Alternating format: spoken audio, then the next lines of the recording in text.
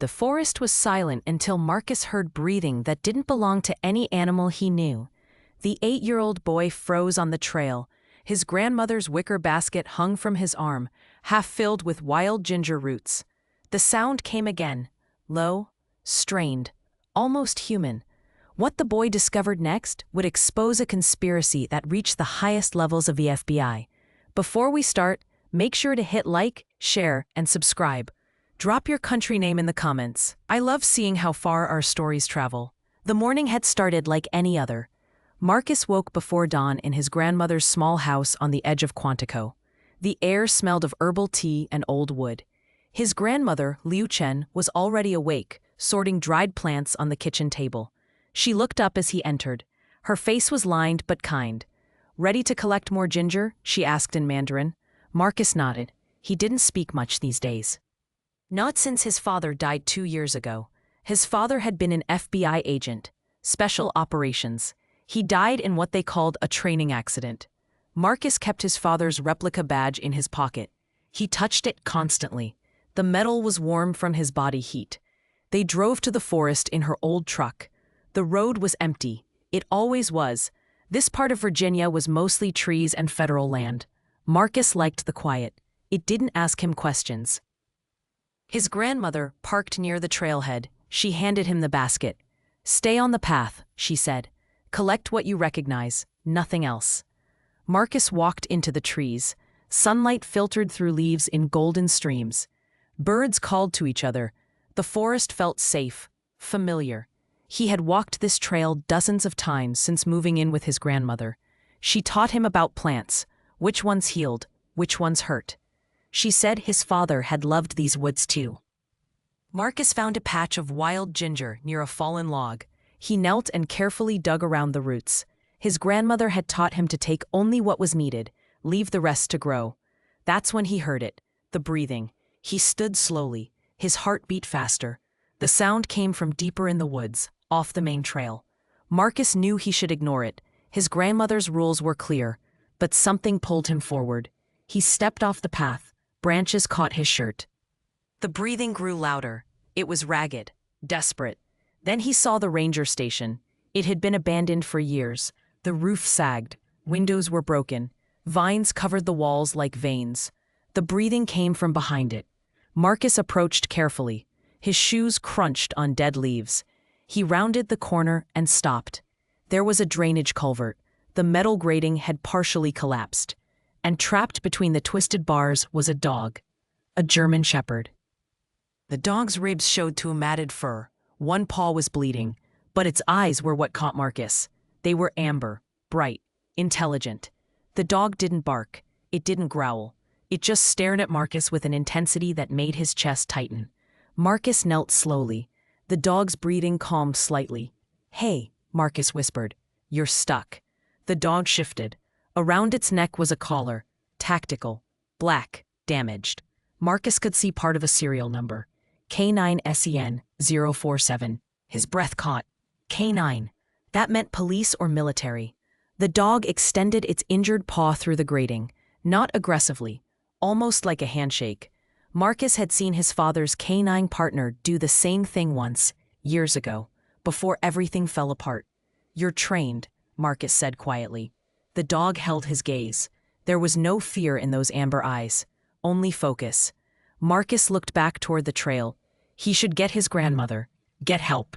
But something stopped him. The dog made a sound, not a whine, a pattern. 3 short, 3 long, 3 short. Marcus's skin prickled. That was Morse code. SOS. His father had taught him that. "Who are you running from?" Marcus asked.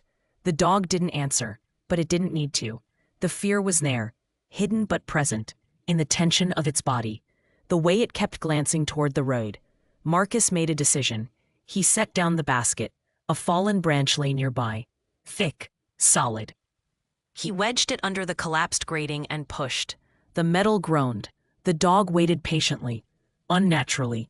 Allie, calm for an animal in pain. The grating shifted. The dog squeezed through the gap. It stood on shaking legs. Up close, Marcus could see more. The German shepherd was young, maybe 18 months. Its muscles were unusually defined.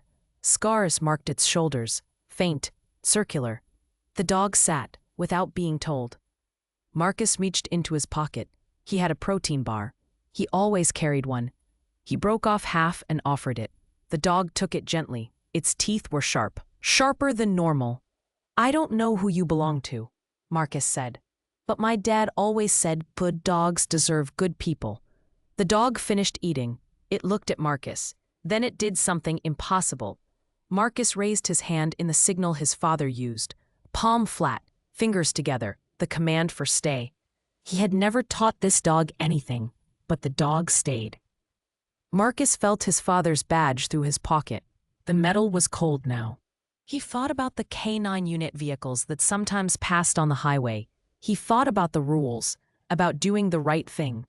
Then he thought about his father, and he thought about the look in this dog's eyes. "Come on," Marcus whispered. The dog stood. It limped slightly but kept pace as Marcus led it deeper into the woods, away from the road, away from whatever it was running from. Behind them, the forest returned to silence. But high above, hidden by clouds, a helicopter changed course, and in a darkened office 3 miles away, a computer screen flickered. A red dot appeared on a map. Then a voice spoke into a phone. "The asset has been located." Marcus led the dog through the trees toward his grandmother's property. The shed stood behind the main house, old, wooden, filled with gardening tools and drying herbs. It was the only place he could think of. The dog followed without hesitation. Its limp was pronounced now. Blood left small prints on the fallen leaves. Marcus felt his stomach tighten. He needed to clean that wound. But first, he needed to hide the animal. His grandmother was inside the house. He could see her through the kitchen window. She was preparing lunch. He had maybe 20 minutes. Marcus opened the shed door. Sunlight streamed through gaps in the walls. The smell of earth and dried plants filled the space. "Stay here," Marcus whispered. "I'll bring food. And something for your paw." The dog entered the shed and sat immediately. Its amber eyes tracked Marcus's every movement. There was something unsettling about that gaze. It wasn't the look of a lost pet. It was the look of a soldier awaiting orders. Marcus ran to the house. He grabbed his backpack from his room. From the kitchen, he took leftover chicken and a bowl of water. His grandmother was in the bathroom. He could hear the sink running. He also took supplies from the medicine cabinet. Bandages, antiseptic, his grandmother's herbal salves.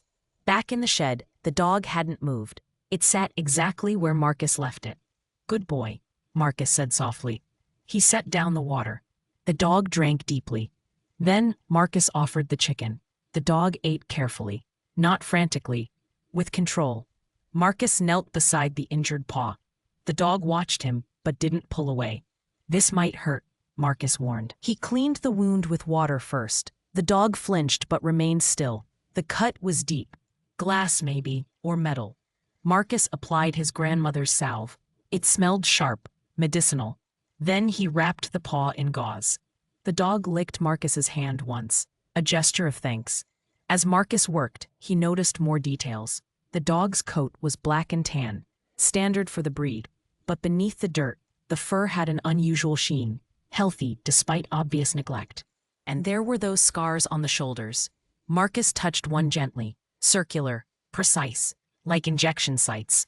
His blood ran cold. Someone had been experimenting on this animal. The dog's collar was damaged, but still readable up close. The serial number was partially scratched away, but beneath it, Marcus found something else. 3 letters tattooed inside the dog's ear. JS3. "What does that mean?"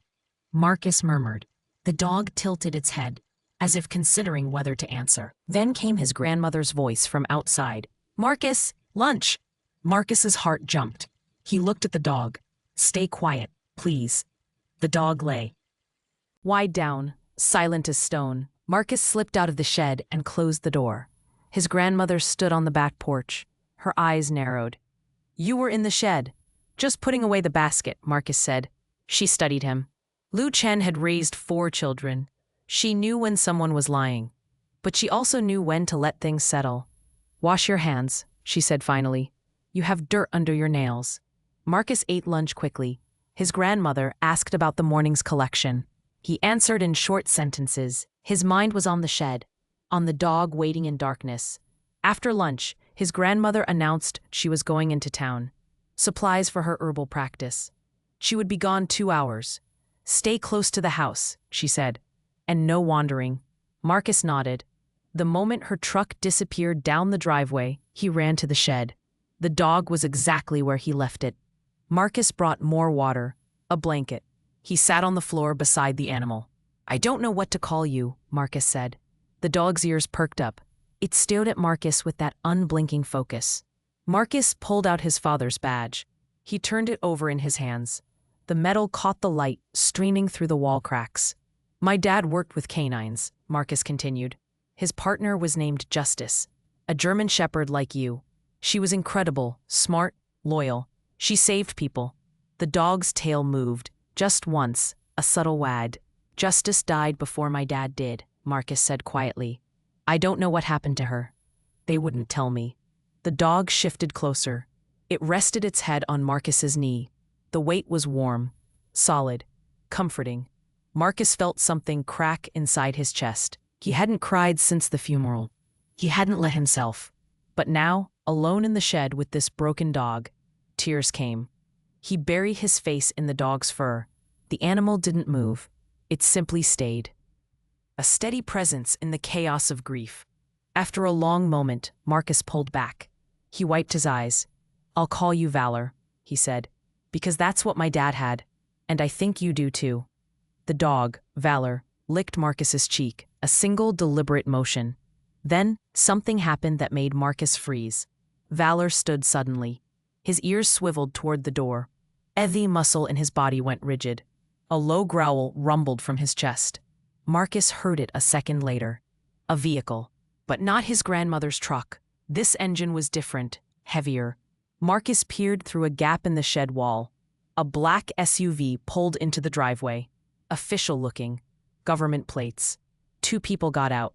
A man and a woman. Both wore tactical clothing. The woman had a radio clipped to her vest. Marcus's stomach dropped. They were looking for Valor. They had to be.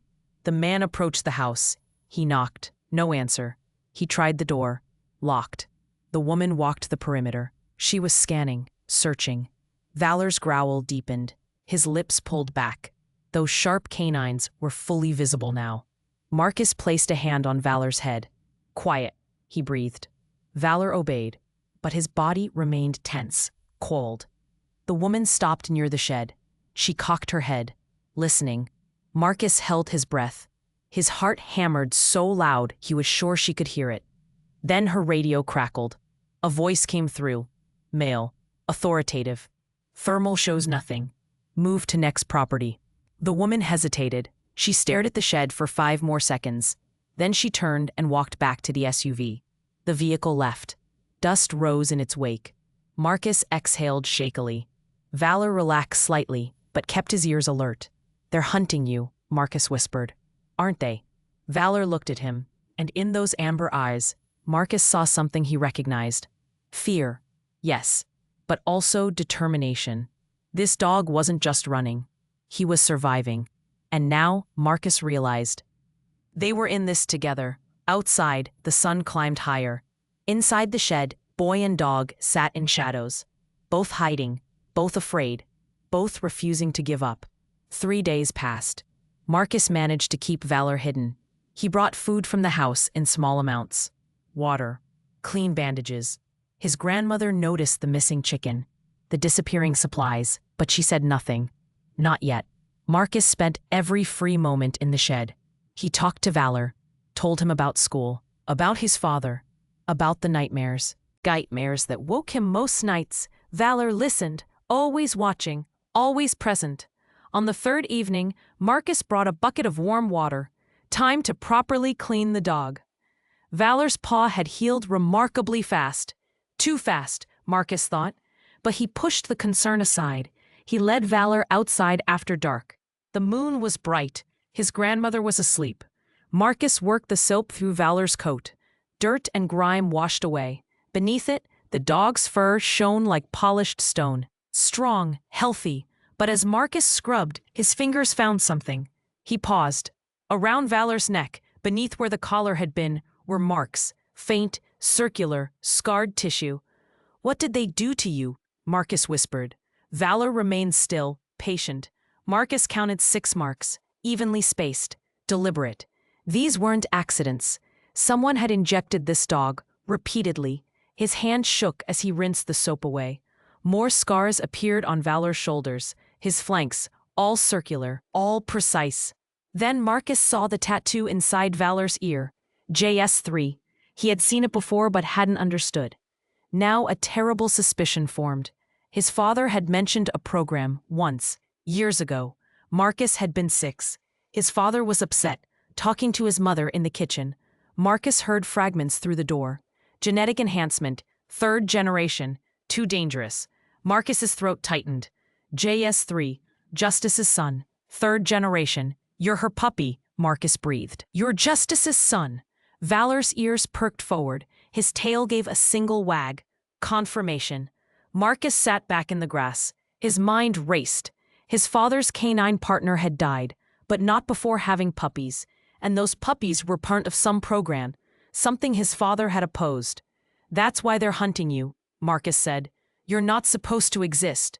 Valor moved closer. He pressed his body against Marcus's side. Warm, solid, alive. Marcus wrapped his arms around the dog's neck. I won't let them take you. I promise.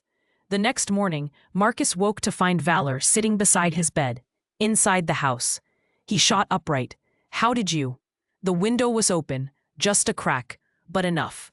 Valor had somehow unlocked the shed, crossed the yard, climbed through a 2nd-story window. Impossible. Marcus heard footsteps, his grandmother, coming down the hall. Hide, Marcus hissed. Valor slipped under the bed, silent as smoke. His grandmother opened the door. She looked around the room. Her gaze lingered on the open window. You're letting bugs in, she said. Marcus nodded quickly. Sorry, I'll close it. She studied him, then left. Marcus exhaled. He knelt beside the bed. Valor crawled out. His amber eyes gleamed in the morning light. You can't do that again, Marcus whispered. She'll find out. But even as he said it, Marcus knew the truth. Valor could do whatever he wanted. The dog had skills, training, intelligence beyond anything natural. Over the next 2 days, Marcus witnessed more impossible things. Valor knew when his grandmother's truck would arise, not minutes before, but exactly 90 seconds. He would position himself at the shed door, waiting. Marcus tested it, 3 times, 3 perfect predictions. Then there was the language issue. Marcus spoke to Valor in English. Normal commands. Sit, stay, come. Valor obeyed instantly. But one evening, Marcus's grandmother entered the shed. She didn't know Valor was there. She was looking for pruning shears. She muttered in Mandarin. Valor responded. When she said the word for danger, Valor's ears went flat. When she said safe, he relaxed. She never saw him. Valor had hidden behind stacked crates, but Marcus saw and understood. This dog understood multiple languages. The 3rd impossible thing happened on the 5th day. A deer wandered into the yard, young, female. Valor was outside with Marcus, practicing commands. The deer bolted when it saw them. Valor took off, fast, faster than any dog Marcus had seen. Marcus's heart sank. Valor was going to kill it, predator instinct. But minutes later, Valor returned. The deer followed, calm, unharmed. It walked past Valor like he was nothing, then disappeared into the woods. Valor hadn't hunted it. He had herded it, guided it back to safety. What are you? Marcus asked. Valor sat. His expression was unreadable. But Marcus saw something in those eyes. Not animal instinct, something else. Calculation, strategy, thought. That afternoon, Sheriff Con Bridger arrived. His patrol car pulled up slowly. Marcus's grandmother met him on the porch. Marcus watched from his bedroom window. Valor was hidden in the shed. The sheriff was a large man, kind face, former Marine. He had known Marcus's father. Afternoon, Lou, the sheriff said. Got a situation I need to ask about. Marcus's grandmother crossed her arms. What situation? FBI lost a dog, high-value asset, last tracked near here. You seen anything unusual? Marcus's blood turned to ice. His grandmother didn't hesitate. No dogs, just birds and deer. The sheriff nodded slowly. This dog is dangerous, trained for combat. If you see it, don't approach. Call me immediately. Understood. The sheriff glanced toward the shed. Mind if I look around? Marcus's grandmother stepped off the porch. She positioned herself between the sheriff and the shed, subtle but firm. You have a warrant, Tom? The sheriff smiled, tired. No, ma'am, just doing my job. Then we're done here. The sheriff tipped his hat. But as he walked to his car, he paused. He looked back at the shed. His hand moved toward his radio. Then Valor appeared, not outside, but visible through a gap in the shed wall. Just his eyes, amber, glowing faintly in the shadows. The sheriff froze. His hand hovered over the radio. Valor stared, unblinking. The sheriff's hand dropped. He got in his car and left. Marcus ran to the shed. His grandmother was already there. She stood in the doorway, arms crossed, staring at Valor. Valor sat calmly, no fear, no aggression. How long? She asked Marcus. 5 days. She was silent for a long moment. Then she knelt. Slowly, she extended her hand. Valor sniffed it, then licked her palm. This dog has seen combat, she said quietly. Someone spent years teaching him to kill. Marcus stepped beside her. He's also been hurt. Look at his scars. His grandmother examined Valor's neck, the injection marks. Her expression darkened. This is not a pet, Marcus. This is a weapon. He's also Justice's son, Marcus said. Dad's partner. That makes him family. His grandmother looked at him, really looked. She saw her son in Marcus's eyes, the same stubborn determination, the same refusal to abandon what was right. She sighed. 3 days. You have 3 days to figure out what to do with him. After that, I call the authorities. Marcus hugged her. Thank you. She didn't hug back, but she didn't pull away either. That night, Valor slept at the foot of Marcus's bed. His grandmother pretended not to notice. But Marcus saw her pause at his doorway, watching, thinking. And outside, parked on a service road half a mile away, a black SUV sat in darkness. Inside, a woman watched a laptop screen, a map, a blinking red dot. She spoke into her phone. Target located, awaiting extraction orders. The voice on the other end was cold, emotionless. Stand by. The boy is irrelevant. We only need the asset. Prepare for recovery. Use force if necessary. The woman ended the call. She checked her weapon, loaded, ready. In his bed, Marcus slept peacefully for the first time in 2 years. Valor's breathing was steady beside him, a rhythm, a comfort. Neither knew that tomorrow everything would change. Marcus's grandmother woke him before dawn. Her face was serious, worried. Get Valor, she said. We're taking him to someone I trust.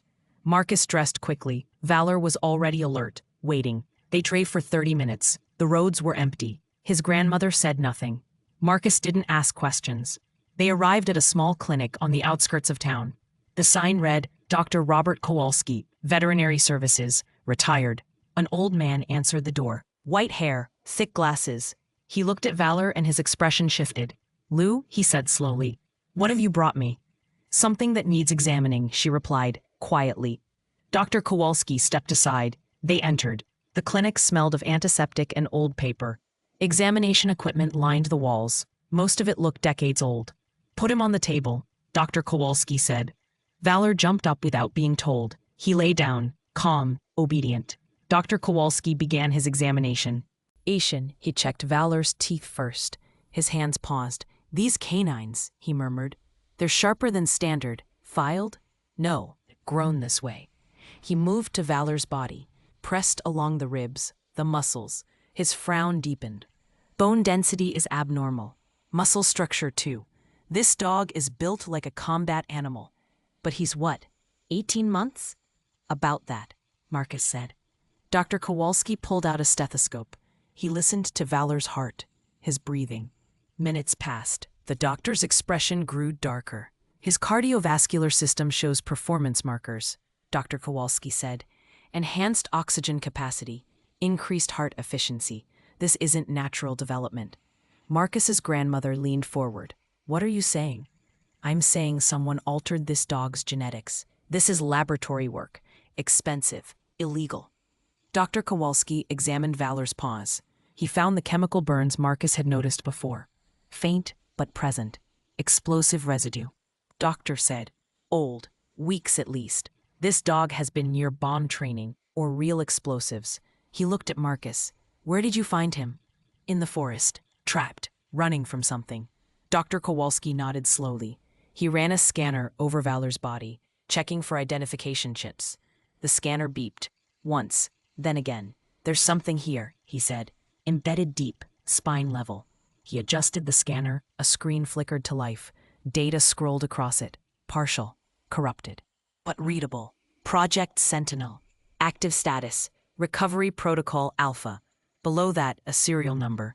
K9SEN047. Marcus's breath caught. What's Project Sentinel? Dr. Kowalski's face went pale.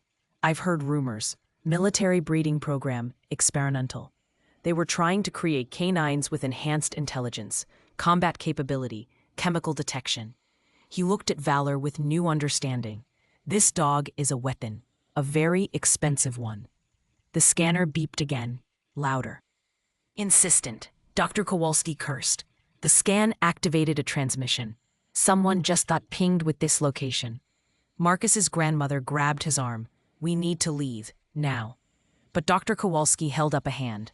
Wait, there's more data here. Let me extract it. He typed rapidly. The screen filled with files, medical records, training logs, genetic profiles, and a name, Justice. Marcus leaned closer.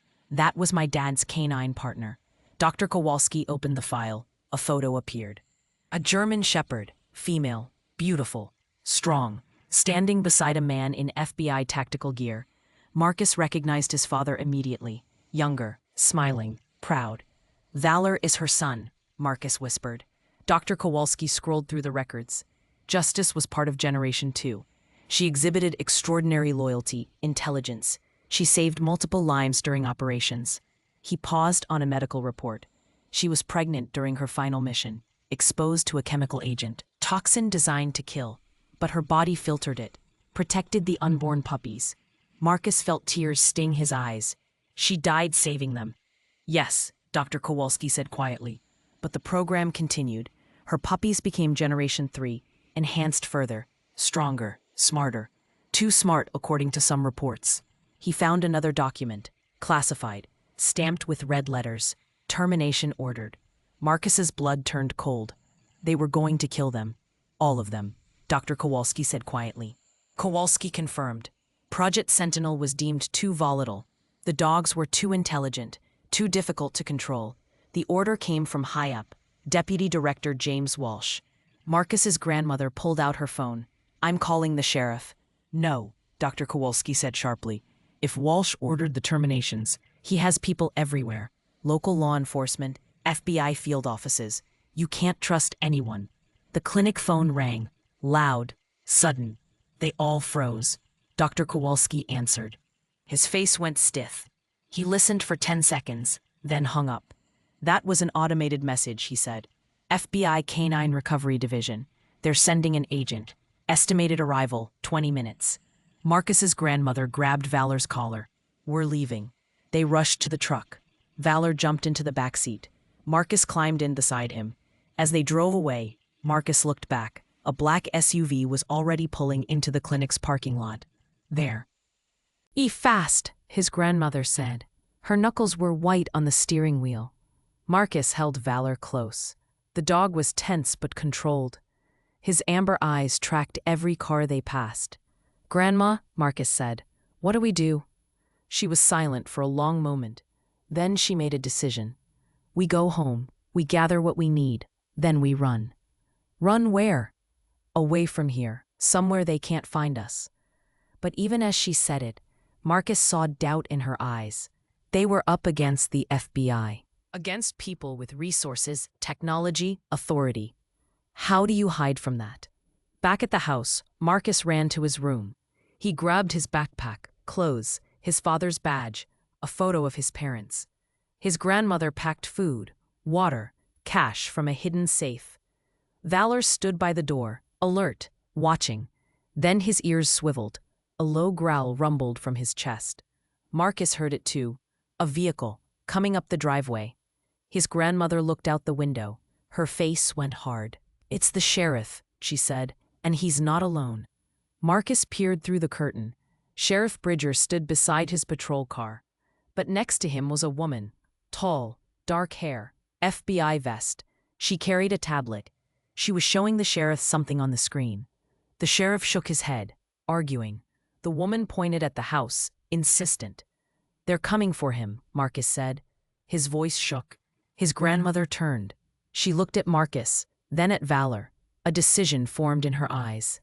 "Take Valor to the shed," she said. "Hide. Don't come out until I say." "But now, Marcus." He obeyed. He and Valor ran to the shed. They slipped inside. Marcus pulled the door almost closed, just a crack to see through. The sheriff and the FBI agent approached the house. His grandmother met them on the porch. "Liu," the sheriff said, "this is Agent Rachel Martinez. She needs to ask you some questions." Agent Martinez stepped forward. Her expression was professional, but her eyes were kind. "Ma'am," she said, "we have reason to believe a federal asset is on your property, a K9 designated Valor, serial number K9SEN047. Marcus's grandmother didn't flinch. "I told the sheriff, no dogs here. Our tracking data says otherwise," Martinez replied. She held up the tablet. "A microchip scan was performed 30 minutes ago at Dr. Kowalski's clinic. The scan originated from this dog." She showed a photo. Valor's face, clear, unmistakable. The sheriff looked uncomfortable. "Liu, if you're hiding something, now's the time to come clean." Marcus's grandmother stood firm. "Search if you want. You won't find anything." Martinez nodded. "I will. But first, I need you to understand something. This dog is dangerous. He's been through trauma, training, genetic modification. If he feels threatened, he could hurt someone, including your grandson." In the shed, Marcus felt Valor tense beside him, but the dog remained silent. Martinez continued. "Valor's mother was Justice, the best canine I ever worked with. She was my partner. She died saving lives." Marcus's heart skipped. This woman knew his father, knew Justice. "Justice gave everything," Martinez said quietly, "and her son deserves better than to be hunted. But there are people who want him dead, powerful people. I'm trying to save him, but I need your help." Marcus's grandmother studied the agent, reading her, testing for lies. "Who wants him dead?" she asked. Martinez hesitated, then spoke. "Deputy Director James Walsh. He ordered the termination of all Generation 3 canines. Valor escaped during transport. Walsh has private contractors hunting him. They won't stop." The sheriff's expression darkened. "Walsh is dirty?" "We've been investigating him for 2 years," Martinez said. "He sold Project Sentinel data to foreign buyers, made millions. Agent David Chen discovered financial irregularities. Walsh had him killed." Marcus's world tilted. His father, murdered. His grandmother's voice was ice. David's death was no accident. "No," Martinez confirmed. "It was staged, made to look like a training failure. I've been building a case, but I need Valor. He's evidence, living proof of the program's existence." She looked directly at the shed, as if she knew. "If you're protecting him, I understand. But please, let me help. Let me finish what David started." In the darkness, Marcus made a choice. He pushed open the shed door. He stepped into the light. Valor walked beside him. Agent Martinez's eyes widened. The sheriff reached for his weapon but didn't draw. Marcus walked forward. Brave, terrified, determined. "My dad died trying to save these dogs," he said. "If you're lying, I'll know. If you're telling the truth, then help us." Martinez knelt. She looked Marcus in the eye. "I promise you, on Justice's memory, I will protect Valor. And I will make Walsh pay." Valor stepped forward. He sniffed Martinez's hand, then sat beside Marcus. A choice made, a trust given. But none of them saw the drone hovering above the trees, watching, recording, or the man in the black SUV, parked on the ridge, speaking into his phone. Target confirmed, witnesses present, awaiting orders. The voice on the other end was cold. "Eliminate them all." Agent Martinez spent 2 hours explaining everything. She sat at the kitchen table with Marcus, his grandmother, and Sheriff Bridger. Valor lay at Marcus's feet, calm but watchful. Martinez showed them documents on her tablet. Financial records, emails, photos of Deputy Director Walsh meeting with foreign operatives. Walsh started small, she said, selling training protocols, then genetic data. Eventually, he arranged to sell the dogs themselves. living weapons to the highest bidder. Sheriff Bridger shook his head. How did he get away with it? Power, connections. He buried David's investigation, called it paranoia. Then he arranged the accident. Marcus's hands clenched, his father's badge pressed against his leg through his pocket. Valor escaped 3 weeks ago, Martinez continued.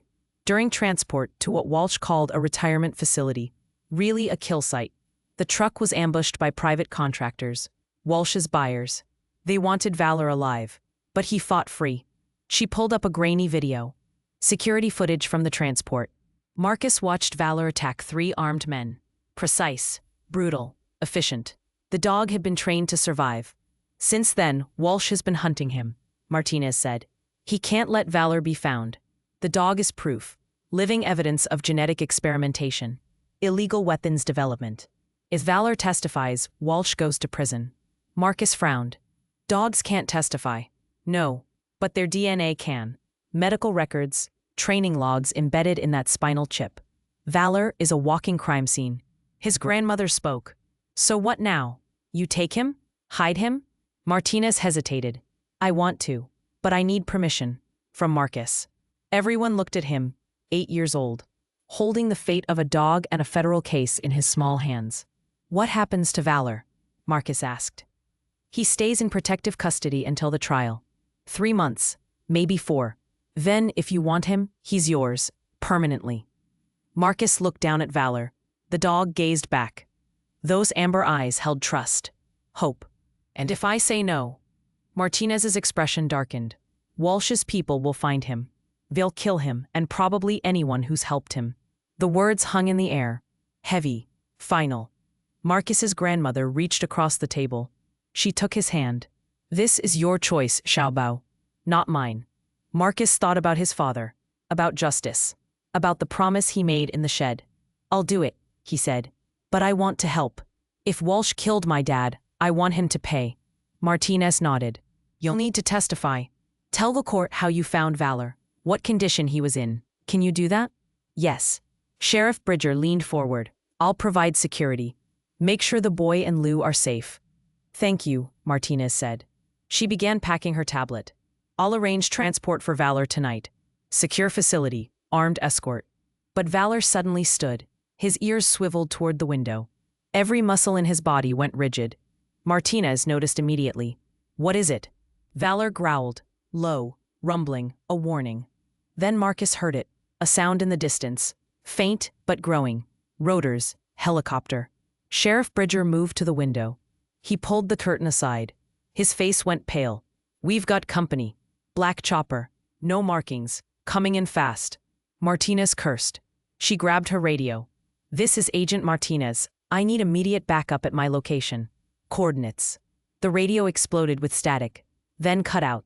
Jammed. He said. They're blocking communications. Marcus's grandmother stood.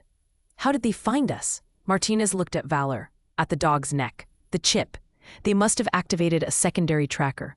The helicopter descended into the field behind the house. Dust swirled, grass flattened. 3 figures jumped out, tactical gear, assault rifles, faces covered. Sheriff Bridger drew his weapon. Everyone get back, now. But before they could move, the front door exploded inward.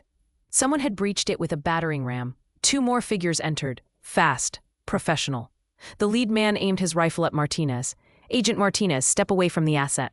Martinez raised her hand slowly. Who sent you? You know who. The man's voice was accented. Russian. Deputy Director Walsh wants his property returned, undamaged. Valor isn't property, Marcus shouted. He's alive. The man looked at Marcus. His eyes were cold behind the mask. The boy is irrelevant. Hand over the dog. Valor positioned himself between Marcus and the intruders. His growl deepened, a sound that rattled windows. The second operative raised his weapon. The dog comes with us, voluntarily or sedated. Your choice. Sheriff Bridger stepped forward. You're on American soil, threatening civilians. That makes you criminals. And you're obstructing federal recovery, the man replied. Drop your weapon. Last warning. The sheriff didn't lower his gun. Not happening. For 3 seconds, nobody moved. Tension crackled like electricity. Then Valor acted. He launched forward, not at the armed men, at the window behind them. Glass shattered. Valor disappeared through it, into the yard, into darkness. The operatives spun, confused. After him, the leader barked. 3 men ran outside. Marcus heard shouting, gunfire, single shots, controlled. They were shooting to wound, not kill. Walsh wanted Valor alive. Martinez used the distraction. She swept the legs of the nearest operative. He fell hard, his weapon skittered across the floor. Sheriff Bridger tackled the leader. They crashed into the wall. Marcus's grandmother grabbed Marcus. Upstairs, now. They ran. Marcus's legs felt like lead, his heart hammered. Behind them, he heard fighting, grunting. The crack of bone on bone. His grandmother pulled him into his bedroom. She locked the door, flimsy, wouldn't hold long. The window, she said. Climb down the trellis. What about you? I'm right behind you. Marcus hesitated. Then he heard Valor, a bark, sharp, urgent, outside. Marcus ran to the window. Valor stood in the yard below, unharmed, waiting. Go, his grandmother urged. Marcus climbed onto the trellis, old wood, creaking. He descended fast. Splinters bit into his palms. He dropped the last few feet. Valor was beside him instantly. His grandmother appeared at the window. She started climbing, slower, careful. Then the bedroom door burst open. An operative entered. He saw her on the trellis. Stop, he commanded. She didn't. She climbed faster. The operative leaned out the window, grabbed her arm. Grandma, Marcus screamed. Valor barked 3 times, a signal. From the front of the house, Sheriff Bridger appeared. He aimed his weapon at the operative in the window. Let her go. The operative released her. She dropped the rest of the way. Marcus caught her. They both fell into the grass. Gunfire erupted, not from the sheriff. From the helicopter, the pilot was shooting, suppressive fire, keeping them pinned. Run, Martinez shouted. She had escaped the house. Blood ran from her lip, but she was moving. They ran toward the forest. Valor led the way. He knew the paths, the cover. Bullets tore through trees. Bark exploded. Leaves rained down. Marcus's lungs burned. His legs screamed, but he didn't stop. Behind them, the helicopter lifted, pursuing. They reached a creek. Water rushed over rocks, cold, fast. Cross it, Martinez ordered. Water will break their thermal tracking. They splashed through. The current pulled at Marcus's legs. He stumbled. Valor grabbed his shirt, pulled him forward. They reached the far bank, collapsed in the undergrowth. The helicopter hovered overhead. Searchlights swept the forest, back and forth, hunting. Martinez pulled out her phone. No signal, still jammed. We need to move. She whispered, get distance. Find a landline. Sheriff Bridger checked his ammunition. I've got 6 rounds left. That chopper has a minigun. Marcus's grandmother was pale, shaking, but her voice was steady. How far to the main road? 2 miles, through rough terrain. Then we go. They moved through the darkness. Valor scouted ahead, silent as a shadow. He would disappear, then return, guiding them, warning them of obstacles. Marcus's legs felt like rubber. His lungs burned, but he pushed forward. Behind them, voices echoed. The operatives were on foot now, tracking. They have night vision, Martinez said. We're visible to them. Valor stopped. He looked back at the pursuing lights, then at Marcus. In those amber eyes, Marcus saw a decision forming. No, Marcus whispered. Don't. But Valor knew. To save them, he had to draw the hunters away. The dog turned. He barked once, loud, clear. Then he ran, away from the group, deeper into the forest. The searchlight swiveled, locked onto him. Target acquired, someone shouted. In pursuit. The helicopter banked, followed Valor. The operatives redirected, chasing the dog. Martinez grabbed Marcus before he could follow. He's giving us time. Don't waste it. Tears streamed down Marcus's face. They'll kill him. Not if we get help first. Move. They ran. Branches tore at Marcus's clothes. Roots tried to trip him. But Valor's barking grew fainter, more distant. And Marcus realized something. The dog he had saved was now saving him. In the darkness, a boy ran. Behind him, a weapon designed to kill was being hunted. And ahead, somewhere in the night, justice waited. Cold, patient, inevitable. Marcus and the others ran for 20 minutes. His legs shook. His lungs burned. But the sound of the helicopter grew fainter. Valor had led them away.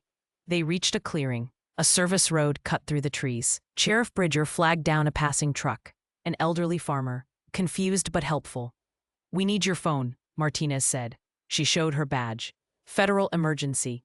The farmer handed it over without question. Martinez dialed, waited. This is Agent Rachel Martinez, badge number 7743. I need immediate tactical support. Location. She rattled off coordinates. We have hostiles, armed contractors, at least 6, air support. They're jamming communications. She listened. Her expression tightened. Understood. ETA 15 minutes. We'll hold position. She hung up, looked at the group. FBI tactical unit is coming, but 15 minutes is a long time. Sheriff Bridger reloaded his weapon. We make a stand here. Use the truck as cover. Marcus's grandmother pulled Marcus close. Where's Valor? Marcus stared into the dark forest. Out there, alone. He's smart, Martinez said. Trained. He'll survive. But Marcus heard the doubt in her voice. Minutes passed. Slow. Agonizing. Then through the trees, voices, shouting, commands in Russian. They're coming, Sheriff Bridger said. He positioned himself behind the truck. Everyone stay low. Flashlight beams cut through the darkness. Moving closer. Marcus counted 4 lights, 4 operatives. Agent Martinez, a voice called, accented. The leader from before. Surrender the asset. Walk away. No one else gets hurt. Martinez didn't respond. You're surrounded, the voice continued. Outgunned. Smart. Sheriff Bridger aimed into the darkness. Come any closer and I start shooting. Silence. Then laughter. Small town sheriff. How noble. But you have 6 bullets. I have 30. And air support. The helicopter appeared overhead, searchlight blazing. It illuminated the entire clearing. Marcus squinted against the light, his heart hammered. Then he saw movement. In the trees, low, fast, Valor. The dog circled behind the operatives, silent, invisible to them. But Marcus saw. He came back. Marcus whispered. Martinez followed his gaze. Her eyes widened. He's flanking them. Valor stopped behind the nearest operative.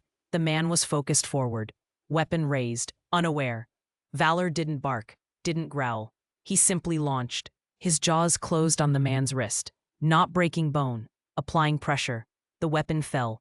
The operative screamed, spun, tried to shake Valor off.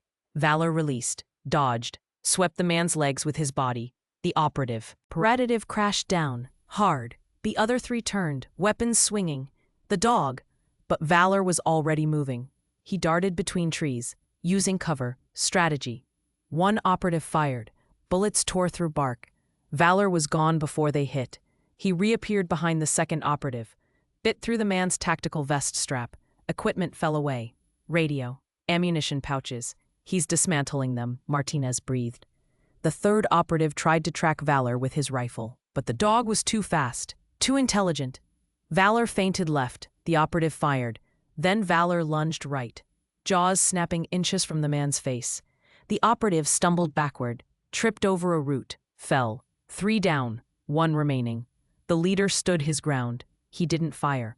He watched Valor with cold calculation. Impressive, he said. Justice's son indeed, but you're still just a dog. He pulled something from his belt. A device. Small, black. He pressed a button. Valor yelped. Collapsed. Trembling. What is that? Marcus shouted. Shock collar frequency, Martinez said. Her voice was ice. The chip. He's using it against him. Balir approached Valor slowly. Good dog. Stay down. This will be easier for everyone. Marcus didn't think. He ran. Marcus, no, his grandmother screamed. But he was already across the clearing. He threw himself between Valor and the operative. Don't touch him. The operative looked down at him, surprised. Brave, stupid, but brave. He raised the device again. Sheriff Bridger fired. The bullet struck the device. It exploded in the operative's hand. He screamed, dropped to his knees. The device sparked, died. Valor stopped trembling. He stood, shaking off the pain. The helicopter above banked sharply. The minigun rotated toward them. Get down, Martinez yelled. Everyone dropped. The gun roared. Bullets chewed through the service road. The truck's windows shattered. Then another sound cut through the chaos. Sirens. Multiple. Approaching fast. The helicopter pilot's voice crackled over a loudspeaker. Federal units inbound. Abort. Repeat, abort. The helicopter climbed, banked, disappeared into the night. The operatives on the ground scattered, running into the forest, wounded but mobile. Sheriff Bridger didn't pursue. He kept his weapon ready, watching. 3 FBI vehicles screamed into the clearing. Tactical units poured out, armed, armored, professional. A woman stepped forward, older, authoritative. She approached Martinez. Agent Martinez, status. 4 hostiles fled into the woods. Armed, dangerous. They have air support. A black helicopter. No markings. The woman nodded. We'll track them. Medical? Minor injuries, but the boy. She gestured to Marcus. Marcus sat on the ground. Valor pressed against his side. The dog's body was still trembling from the shock. The woman knelt. You're Marcus Chen, David's son. Marcus looked up. You knew my dad? I did. I'm Assistant Director Karen Hayes. Your father was a good man. A hero. Tears blurred Marcus's vision. They killed him. Walsh killed him. Hayes's expression hardened. I know. And we're going to prove it. With your help and Valor's. She reached out slowly. Valor sniffed her hand, then allowed her to touch his head. He's been through hell, Hayes said, but he's alive, thanks to you. A medic approached. She examined Valor, checked his vitals. He's stable, elevated heart rate, mild shock trauma, but he'll recover. Marcus hugged Valor. The dog licked his face. Once, deliberate. I thought I lost you, Marcus whispered. Valor's tail wagged, weak but present. Hayes stood. She addressed the group. We're taking everyone to a secure location, FBI safe house. You'll be protected until the trial. How long? Marcus's grandmother asked. 3 months, maybe less. Walsh is being arrested as we speak, but his network is extensive. Until we dismantle it. You're all targets. Sheriff Bridger stepped forward. I'm coming too. These people need protection. Hayes nodded. Appreciated, Sheriff. They were loaded into armored vehicles. Marcus and Valor sat together. Martinez sat across from them. Her face was bruised but determined. You saved us, she said to Valor. Just like your mother. Valor rested his head on Marcus's lap. Exhausted, peaceful. Marcus stroked the dog's fur. What happens now? Martinez smiled, tired, genuine. Now we make sure Walsh pays. For your father. For justice. For every dog he tried to destroy. The vehicle drove through the night. Lights from other vehicles flanked them. Protection, security. Marcus looked out the window. The forest passed in shadow. Somewhere out there, Walsh's operatives were regrouping, planning. But Marcus wasn't afraid anymore. He had Valor. He had Martinez. He had proof. And most importantly, he had purpose. His father had died fighting corruption. Now Marcus would finish the fight. At the safe house, they were given rooms, food, medical attention. Valor received a full examination. The veterinarian removed the spinal chip, carefully, precisely. This chip contains everything, the vet said. Training logs, genetic modification records, financial transactions tied to Walsh's accounts. Hayes held the chip up to the light. This is enough to convict him, and everyone involved. Marcus watched from the doorway. Valor was sedated on the examination table. Peaceful, safe.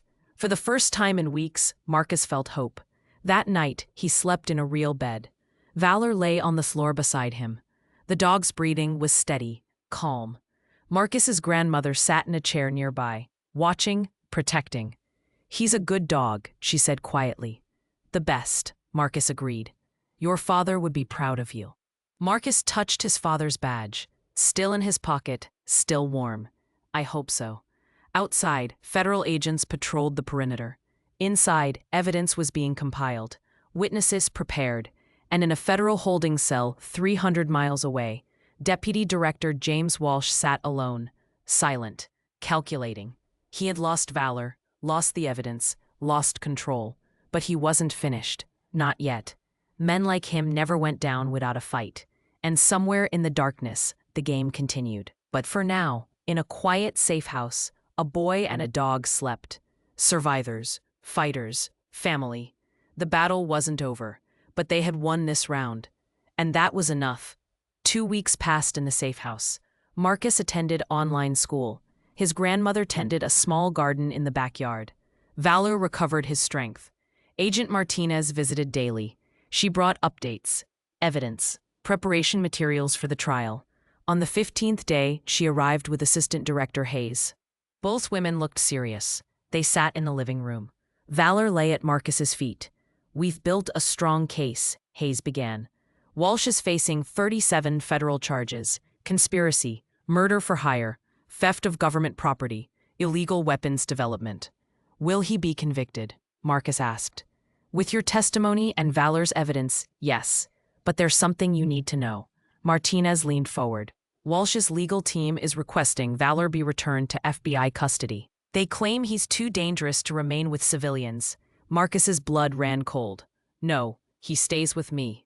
We agree, Hayes said quickly. But we need to prove Valor isn't a threat, that he's stable, rehabilitated. How? Hayes pulled out a folder. She opened it. Inside were photographs, medical records, training assessments. This is Justice's file, she said.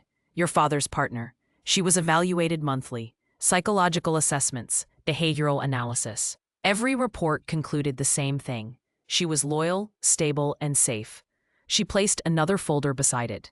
This is Valor's file, compiled over the last 2 weeks. Our veterinary psychologist has been observing him. The results are identical to his mother's. Marcus looked at the reports. Words jumped out. Non-aggressive, bonded to handler, exhibits protective behavior without hostility. So he's safe, Marcus said. More than safe, Martinez added. He's extraordinary. Just like Justice, Hayes closed the folders. But Walsh's lawyers will argue the opposite. They'll claim genetic modification makes him unpredictable, dangerous. That's a lie. We know, but we need to prove it, in court, in front of a judge. Marcus's grandmother spoke. What are you asking? Hayes met her gaze. We want Marcus to testify, to tell the court how he found Valor, how the dog protected him, saved him. He's 8 years old, his grandmother said firmly. You're asking him to face his father's killer. Right, I am. And I know it's not fair, but Marcus's testimony is crucial. He's the only witness to Valor's behavior in the field, under threat. Marcus looked down at Valor. The dog gazed back, calm, trusting. I'll do it, Marcus said. His grandmother started to protest. Marcus raised his hand. Dad died trying to stop Walsh. If I don't testify, Walsh might win. I can't let that happen. Hayes nodded slowly. The trial starts in 1 week. We'll prepare you, teach you what to expect. How to answer questions. What about Valor? Marcus asked. Does he have to be there? Yes, as evidence, but he'll be with you, in the courtroom. Martinez added, Walsh will see him, see what he tried to destroy, and he'll know he failed. The next 7 days were intense. Marcus practiced testimony with federal prosecutors. They asked him questions, hard questions, about his father, about finding Valor, about the attack. Marcus answered honestly, simply. The prosecutors seemed satisfied. Valor underwent final evaluations. Veterinarians, psychologists, behavior specialists. Every test confirmed what Marcus already knew. Valor was a good dog. On the morning of the trial, Marcus dressed in the suit his grandmother had bought. Dark blue, too big, but formal. Valor wore a new collar, simple, black. No tactical gear, no serial numbers, just a dog. They drove to the federal courthouse in an armored convoy. Streets were blocked. Security was everywhere. Inside, the courthouse was massive. Marble floors, high ceilings, echoes. Marcus's hands shook. His grandmother held one. Martinez held the other. You're going to do great, Martinez whispered. They entered the courtroom. Marcus had never seen anything like it. Rows of seats, a judge's bench, flags, cameras. And sitting at the defense table, surrounded by lawyers, was James Walsh. He looked ordinary. Gray hair, expensive suit, calm expression. But when his eyes met Marcus's, something cold flickered there. Recognition, calculation. Walsh looked at Valor. The dog stared back, unblinking. For 3 seconds, man and dog held each other's gaze. Then Walsh looked away. The trial began. Opening statements, technical testimony, financial experts explaining shell companies, wire transfers, encrypted communications. Hours passed. Marcus sat in the gallery, waiting. Finally, the prosecutor called him. The United States calls Marcus Chen to the stand. Marcus stood. His legs felt weak. Valor walked beside him, a comfort. The judge, an older woman with kind eyes, smiled slightly.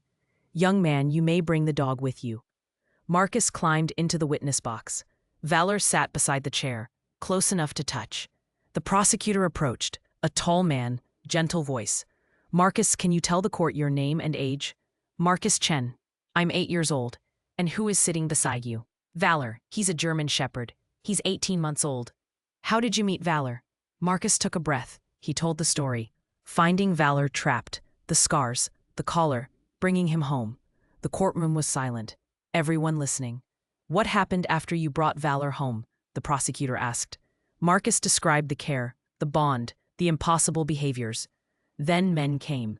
They broke into our house. They had guns. They wanted Valor. What did Valor do? He protected us. He didn't attack. He just made them leave. Then he led them away so we could escape. The prosecutor nodded. Did Valor ever hurt you or threaten you? No, never. Did he hurt anyone during the home invasion? No, he just defended us. The prosecutor returned to his table. No further questions. Walsh's lawyer stood, a shop-faced woman, cold eyes. Marcus, you say Valor never hurt anyone, but he attacked armed men, federal contractors. Isn't that correct? He defended us by using violence. He used training. My dad trained dogs. I know the difference. The lawyer's expression tightened. Your father is deceased, correct? Marcus's throat closed. Yes. And you believe Deputy Director Walsh is responsible? I know he is. Objection, the prosecutor said.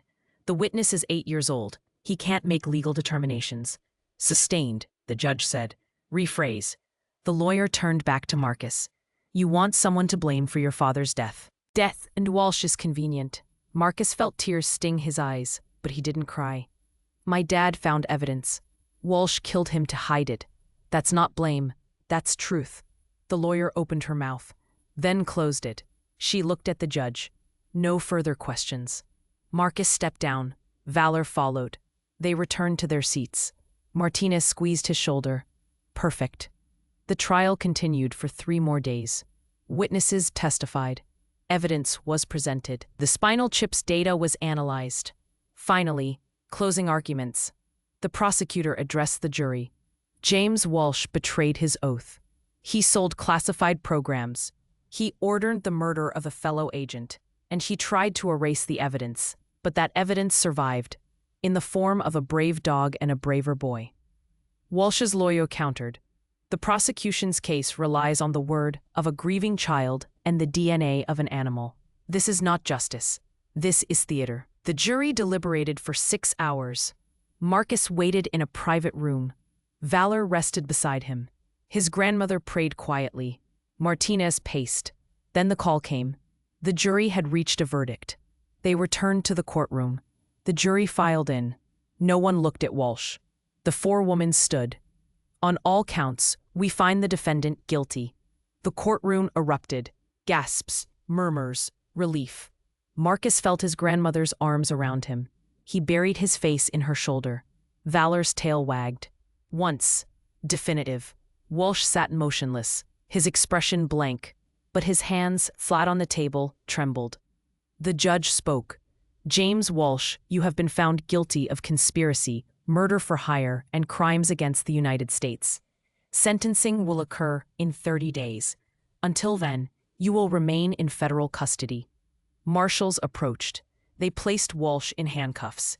As he was led away, he looked back. One final time, at Marcus, at Valor. His expression was unreadable. But Marcus saw defeat there. Justice, finally. Outside the courthouse, reporters swarmed. Cameras flashed. Questions shouted. Hayes addressed the media. Today, justice was served. Agent David Chen's sacrifice was not in vain. Project Sentinel has been shut down. All surviving Generation 3 canines will be rehomed. Not one will be euthanized.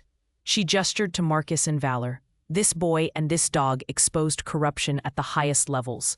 They are heroes, both of them. Marcus didn't feel like a hero. He felt tired, relieved, sad. But when he looked at Valor, the dog's amber eyes held something new.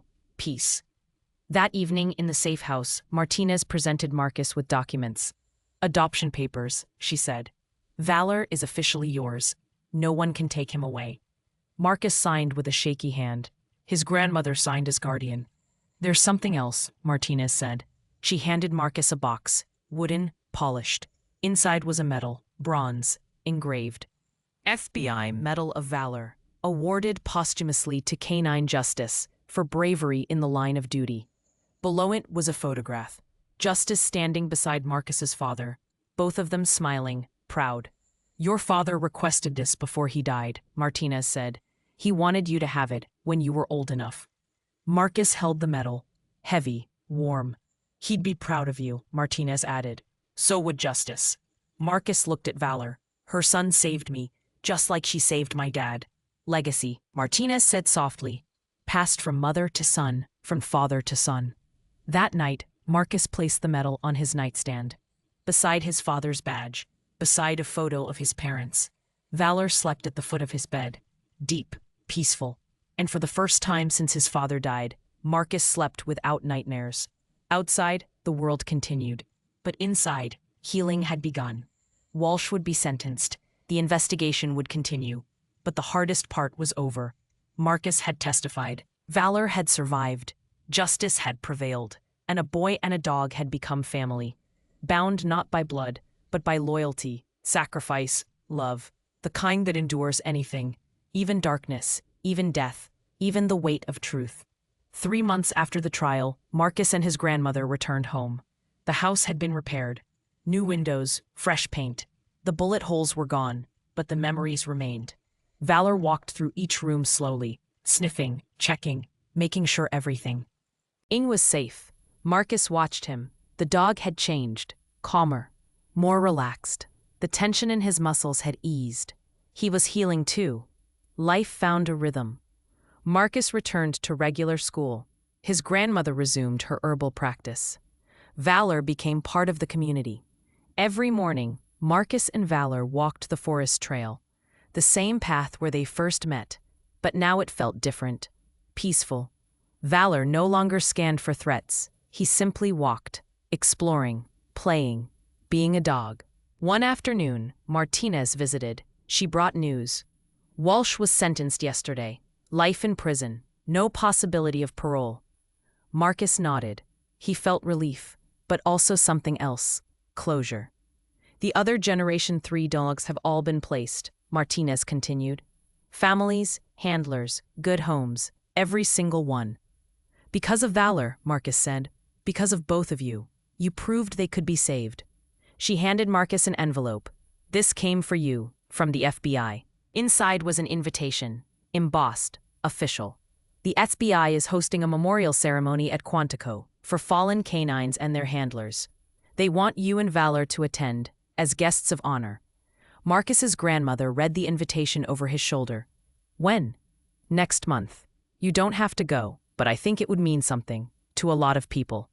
Marcus looked at Valor. What do you think, boy? Valor's tail wagged. Once, clear. We'll be there. 4 weeks later, they drove to Quantico. The FBI training facility was massive. Buildings, fields, obstacle courses. Marcus had been here once before, with his father, years ago. The memory was bittersweet. The ceremony was held outdoors. A stage, rows of chairs, hundreds of people. Agents, families, civilians. A memorial wall stood behind the stage, names engraved in black granite. Canines who had died in service, and their handlers. Marcus found his father's name, Agent David Chen. Beside it, Canine Justice. His throat tightened. He placed his hand on the engraving. Cold, smooth. I did it, Dad, he whispered. Walsh is gone. Valor is safe. Valor sat beside him, silent, respectful. The ceremony began. The FBI director spoke about sacrifice, loyalty, the bond between handler and canine. Then Martinez took the stage. Today, we honor those who gave everything, but we also celebrate those who survived, who continue the mission. She gestured to Marcus. I'd like to introduce someone special. Marcus Chen, son of Agent David Chen, and his partner, Valor, son of Canine Justice. Applause erupted. Marcus stood. His legs shook, but he walked to the stage, Valor beside him. Martinez handed him a microphone. Would you like to say anything? Marcus looked at the crowd. Hundreds of faces, watching, waiting. He thought about his father, about justice, about everything they had lost and fought for. My dad used to say that dogs teach us things. Marcus began. His voice was small, but the microphone carried it. They teach us loyalty. They teach us courage. They teach us that love is stronger than fear. He paused, gathered himself. Valor taught me that. When I found him, he was broken, scared. But he still protected me. He still fought. Because that's what heroes do. His voice cracked. My dad was a hero. Justice was a hero. And valor is too. Not because they're strong, but because they never gave up. He looked down at Valor. The dog gazed back, amber eyes warm. I hope I can be like them someday. The applause was deafening. People stood, cheering. Marcus stepped off the stage. His face burned, but he felt lighter, unburdened. After the ceremony, people approached, thanking him, sharing stories about his father, about justice. One man stood apart, older, weathered. He wore a military uniform. Ribbons covered his chest. He approached Marcus slowly. You're David's boy. Marcus nodded. I'm Sergeant Tom Collins. I worked with your father, and with Justice, on her final mission. Marcus's breath caught. You were there when she died? I was. She saved my life, and 3 others. She knew the air was poisoned, but she went in anyway. His eyes glistened. She was carrying puppies. We didn't know until after. The vets said it was a miracle they survived, that she filtered the toxins through her own body. He looked at Valor. You're one of them, aren't you? Valor. Or stepped forward. He sniffed the sergeant's hand, then sat, formal, respectful. Collins knelt. He placed a hand on Valor's head. You've got her eyes, her courage. He looked at Marcus. Your father loved that dog, and she loved him. What they had was rare, special. Collins stood. He reached into his pocket, pulled out a photo. Faded, creased. It showed Justice, pregnant, standing beside Marcus's father and Collins. All 3 smiling. I want you to have this, Collins said. So you remember. They were heroes, and so are you. Marcus took the photo. Tears blurred his vision. Thank you. Collins saluted. Marcus didn't know what to do, so he saluted back. The sergeant smiled, then walked away. That evening, a woman approached. She held the hand of a young girl, 8 years old, same age as Marcus. Marcus, the woman said, I'm Dr. Emily Foster. Justice saved my life 6 years ago, during a chemical weapons raid. She gestured to the girl. I was pregnant. The toxins should have killed us both, but Justice pulled me out. She died doing it. The girl looked at Valor. Her eyes widened. Is that her puppy? Yes, Marcus said. This is Valor. The girl knelt. Valor approached. Gentle, calm. She hugged him. Thank you for being brave, like your mama. Valor licked her cheek. The girl giggled. Dr. Foster smiled, tears on her face. My daughter exists because of Justice. Now Justice's son saved you. It's like she's still protecting people. Marcus felt something shift in his chest. Understanding. Purpose. Maybe that's what we're supposed to do, he said. Keep protecting people, like they did. Dr. Foster nodded. Maybe it is. She gave Marcus her contact information. Stay in touch. Sarah would love a pen pal. The girl, Sarah, waved goodbye. Valor wagged his tail. As the sun set, Marcus and his grandmother prepared to leave. Martinez walked them to their car. You did something important today, she said. You gave people hope, reminded them why we do this job. I just told the truth, Marcus said. Sometimes that's the most important thing. She handed Marcus one final item, a badge, gold, engraved. Honorary Junior Canine Handler, Marcus Chen. From the FBI, Martinez said. For your service, and Valor's. Marcus stared at it, then at his father's badge in his other hand. 2 badges, 2 generations, 1 mission. Thank you, he whispered. Martinez saluted. Marcus saluted back, then climbed into the car. As they drove away from Quantico, Marcus looked out the window. The memorial wall was visible in the distance, names glowing in the fading light, his father's name among them. Justice's too. But they weren't gone, not really. They lived on, in Marcus, in Valor, in everyone they had saved. That night, back home, Marcus placed the new badge beside the old one, on his nightstand, next to Justice's medal, next to the photo of his parents. A shrine, a reminder. Valor slept at the foot of his bed, deep, peaceful, and outside the world continued. But inside, something had been built. Something unbreakable. Family. Forged in fire. Tempered by loss. Strengthened by love. Marcus closed his eyes. For the first time in years, he dreamed of his father. But it wasn't a nightmare. His father was smiling. Justice beside him. Both watching. Both proud. And when Marcus woke, sunlight streamed through the window. Golden. Warm. Valor stretched. Yawned. Ready for a new day.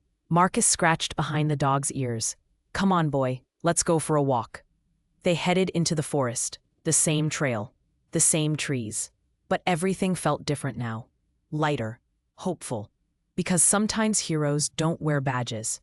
Sometimes they walk on four paws. And sometimes they're 8 years old, holding their father's badge, refusing to let evil win. Marcus and Valor walked side by side. Partners, friends, family. Behind them, the past. Ahead, the future. And between them, a bond that death itself could not break. The forest welcomed them. The world opened before them. And two survivors, united by fate and choice, stepped forward together. Into the light. Is this story of courage and loyalty touched your heart? Hit like and subscribe. Share it with someone who needs to believe in heroes again. Drop your country in the comments. Let's see how far Marcus and Valor's story travels.